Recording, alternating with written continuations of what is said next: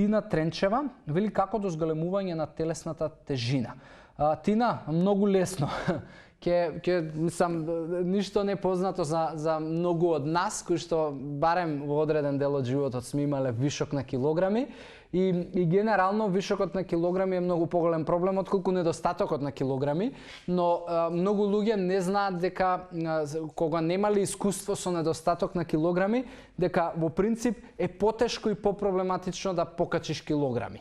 Ако е тешко, а кај некој од вас, еве можеби и кај тебе е тој случај да тешко качуваш килограми. Зборуваме за килограми во добра телесна композиција, да биде тоа во мускули, а да не биде качување на килограми во поправање и расипување на здравјето. Начинот е многу, мислам, едноставен на хартија и на зборување, но бара континуитет и е многу понапорен отколку слабењето. Бара стварно дисциплина и континуитет, затоа што се работи за качување на килограми во добра мускулна маса. И јас би ти препорачал, да тргнеш од моментот да видиш која е твојата потрошувачка на калории на дневно ниво.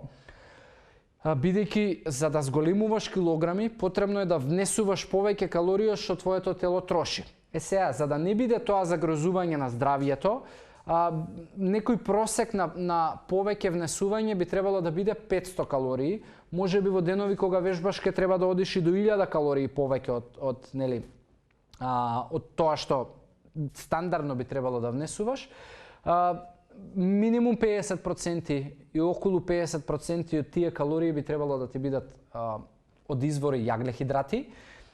По можност сложени јаглехидрати кои што имаат поодржливи ослободување на гликоза и на енергија во телото и тоа ќе биде многу пополезно и подобро за мускулната маса. Потоа некаде околу 25% до 30% да биде од тие калории да бидат протеин и масти, како макронутриенти 3, кои што се основните носители на калориите. Така да таа би била основната насока и распределба на овие макронутриенти и калориската вредност. Вежбање барем 3 пати во неделата ти е потребно. Зборуваме за вежби со тежини, дали тоа ќе бидат сопствени тежини, дали ќе додаваш тежини, се зависи од моменталната твоја ситуација и која е твојата физичка спремност. Но затоа, постојат тренери, луѓе кои што ќе ти помогнат во воспоставувањето на рутината за вежбање, така да тие се насоките за да покачуваш телесна тежина. Но, ако ти треба индивидуализиран пристап, сепак не можам овде да ти го дадам, затоа што имам премалку информации за твојот ден, историја, моментална килажа, која ти е твојата цел, но сепак вишок на калории и распределба на макронутриентите на овој начин на кој што ти спомнав пред малку и многу континуитет, затоа што качување на мускулна маса не е баш едноставен и брз процес.